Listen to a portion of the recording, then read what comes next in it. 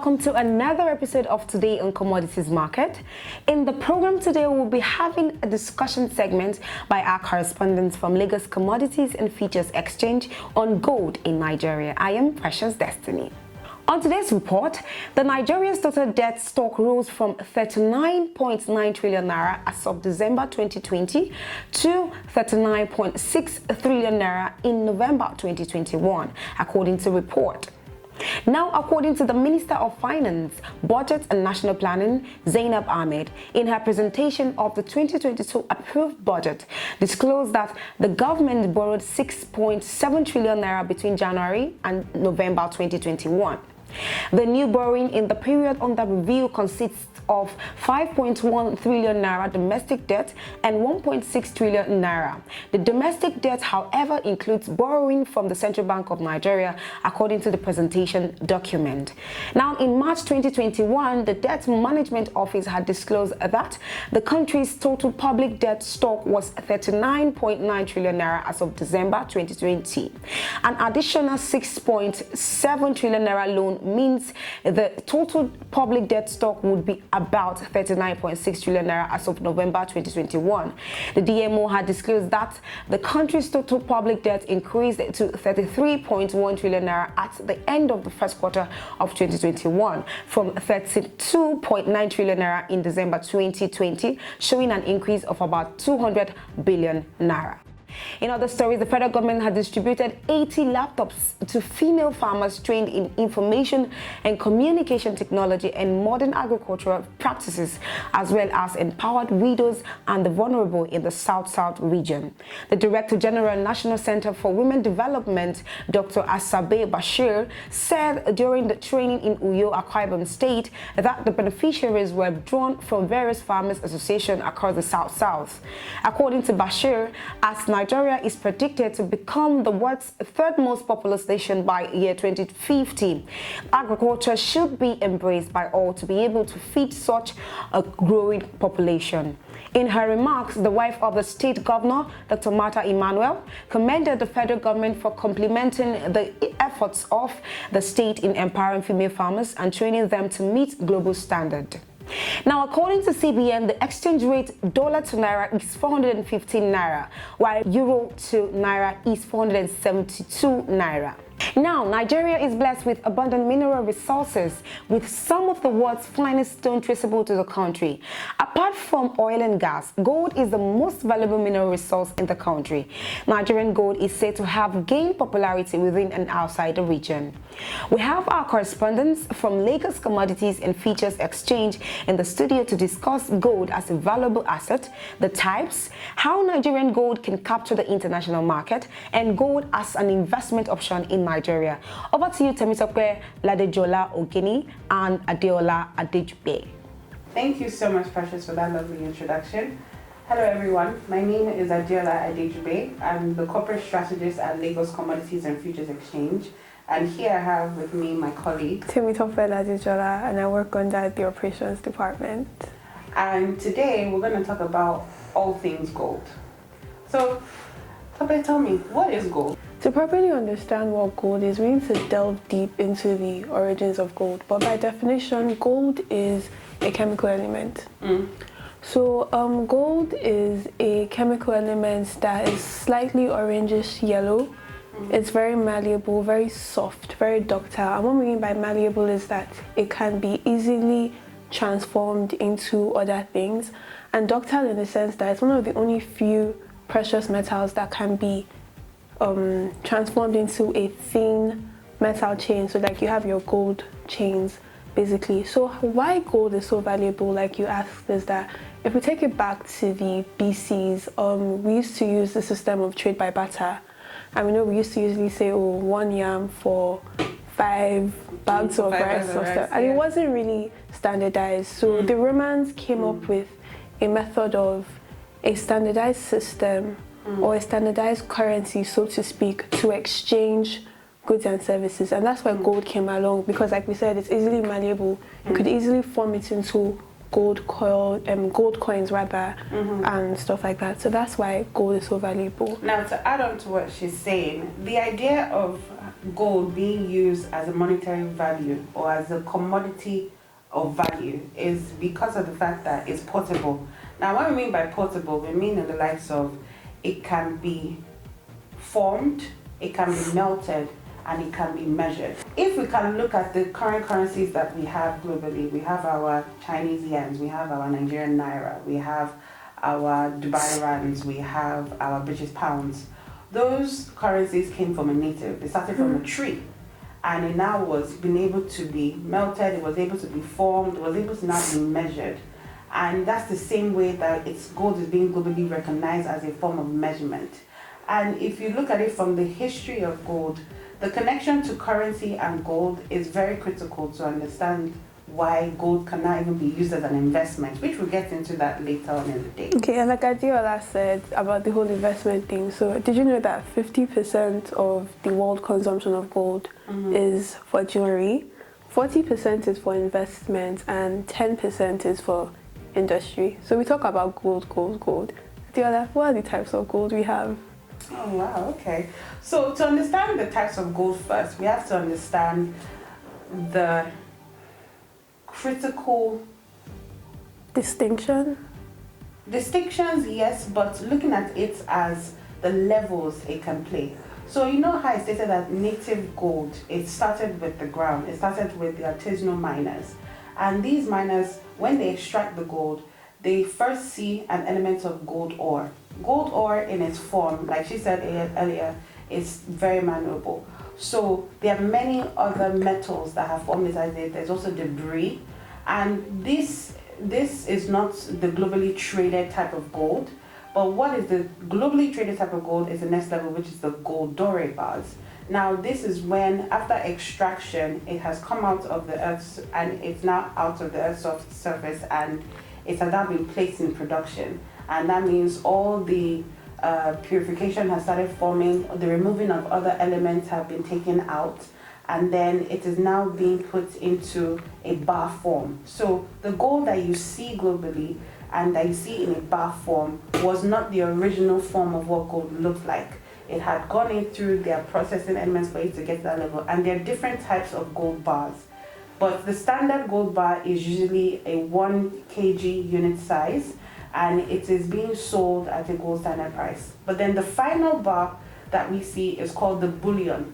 Now the bullion is only classified as the most refined type of gold, which means that if you look on, maybe you can check on the internet, and if you type gold bullion, you will see that the difference between a gold bullion and a gold doré bar is the smoothing, and also the regulatory classification imprinted on the bar. So you see usually the bar on the gold bar, you see a number, you will see the refiner's number, you will see the level of purity. You also see in that country whether if the refining is probably done in Russia, because Russia has one of the largest refineries in the world for gold. And you see that the location has been set in place, the origin of where the gold was taken from. Now, before it can get refined, those processes need to come into place. It is very critical. That's why most people, they will rather sell the gold doors, because the gold bullion, to even get access to that, you have to get access to a refinery. So in looking at that aspect of it, tell me, I know that I've heard of pink gold before. Is that the same thing as normal gold? Okay, no. So gold can also be classified by its carat, its level of purity, and also its color. So we have 24 karat gold. So 24 karat gold is the purest form of gold. It's undiluted with other alloys. So an alloy means a combination of two other metals. Okay. Yeah. So a carat is, if it's 24, that means it's 100% pure gold.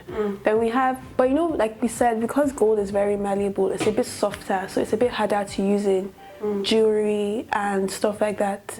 So then we have the 18 karat gold. So the 18 karat gold is 75% pure gold and 25% a mixture of other alloys and other metals. And then that's where the pink and silver gold comes in, because the type of metal you mix with the 18 karat, sorry, the 75% remainder of the gold determines the color. So if you mix copper, if you mix zinc, you get different types of So pink gold is like copper, And don't quote me, but a type of gold. That's interesting to know. So we have 18, 24, 22. So all these numbers depend on the level of purity and the level of undiluted gold, gold in itself, in the gold, in quotes. In the gold in quotes. In the gold in quotes. Okay, that's nice.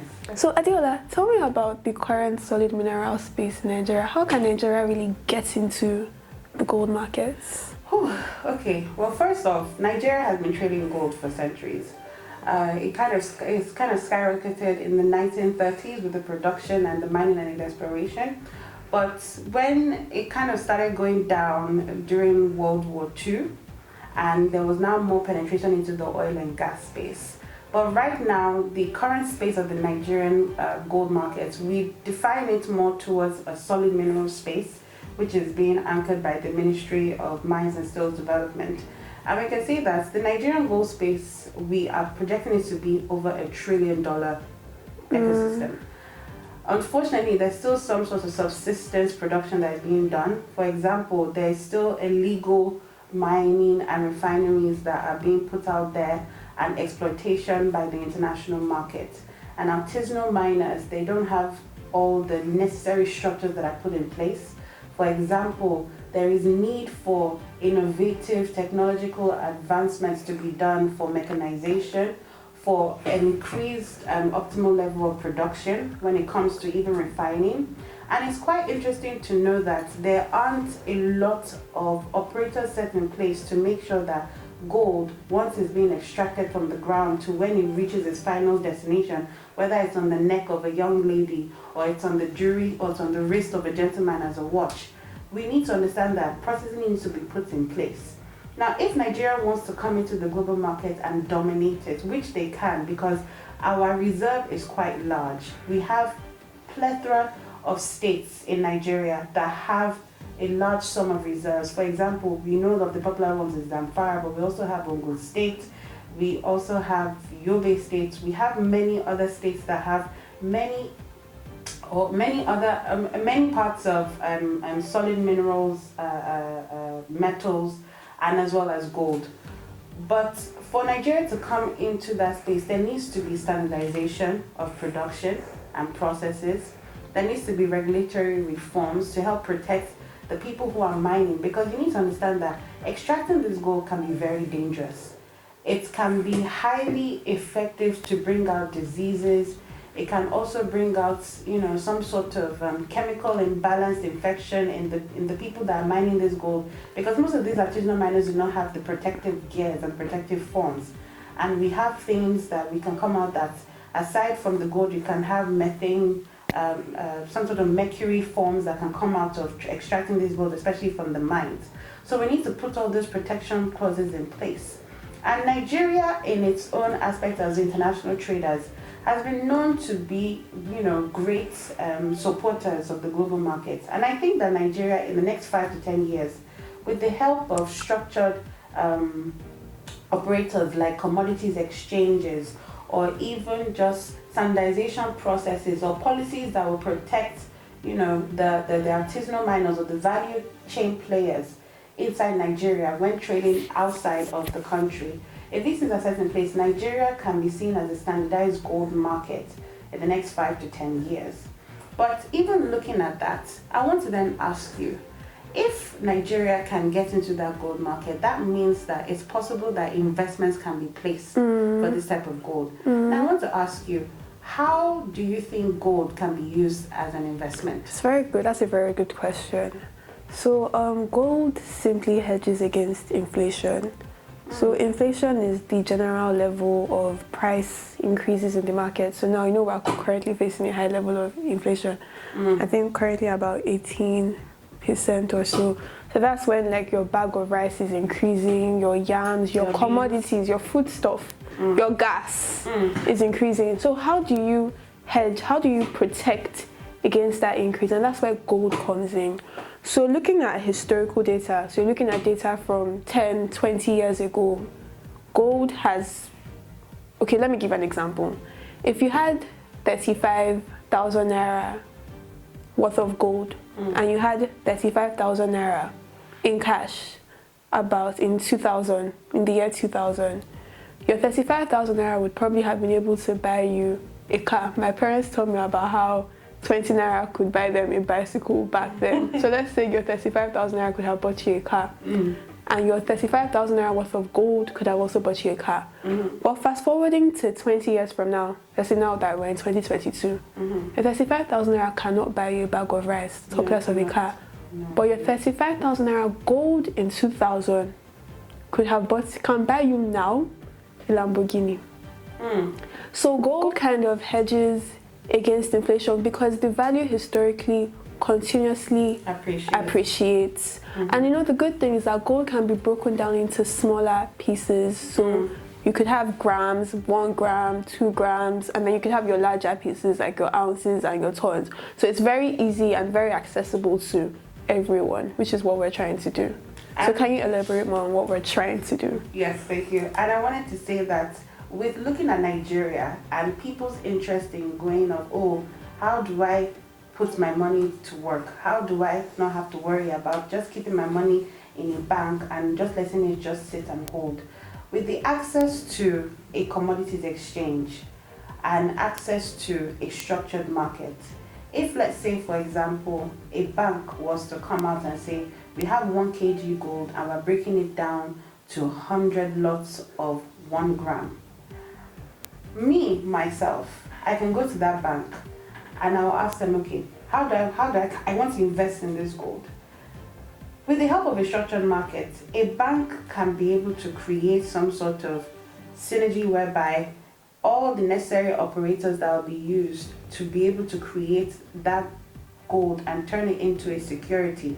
And a security is a financial instrument that can be traded.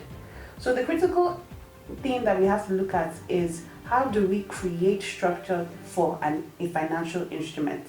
And a financial instrument, you can describe the essence of it as being backed by a commodity, and gold is a commodity. It doesn't necessarily have to just be stocks and shares.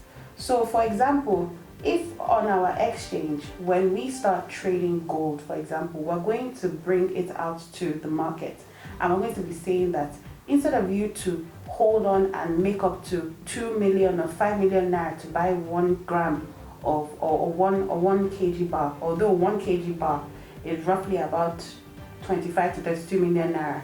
But not everybody has 25 to 32 million naira lying somewhere.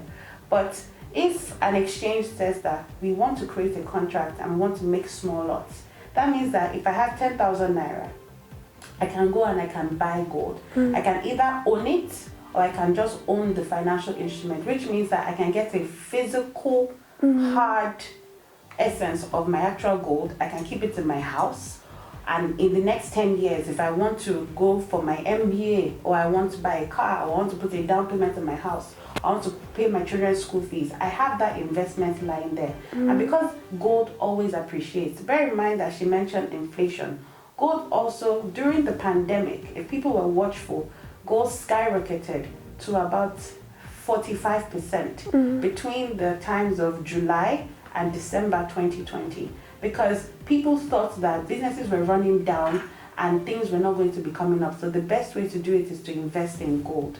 So I would just want to put it out there that everybody's interest right now needs to be focused on gold, especially for the Nigerian market. Things are being set in place. Financial institutions, regulatory bodies are working tirelessly to make sure that we create that structured market whereby Nigerians can invest in gold. They can get hedging for in times of inflation, or they can just invest it for their future goals and their prospects that they would like to end. Which is very important for the market that we're facing now, the current economic situation in Nigeria. You need to hedge your funds against inflation. Yes. Which is what LCFE is aiming to do. Yeah. All right. So thank you so much, and for everyone tuning in, and back to you, Precious. And that's the vital information brought to you by Lagos Commodities and Futures Exchange. Thanks for the partnership, and thank you to Mitokwe and Adeola. With this, we've come to the end of today on Commodities Market. I am Precious Destiny. Don't forget to follow us up on all our social media platforms and subscribe to our YouTube channel at Agribusiness Weekend. For more information, call the numbers displayed on the screen. It's all about commodities. Thanks for watching, and bye for now.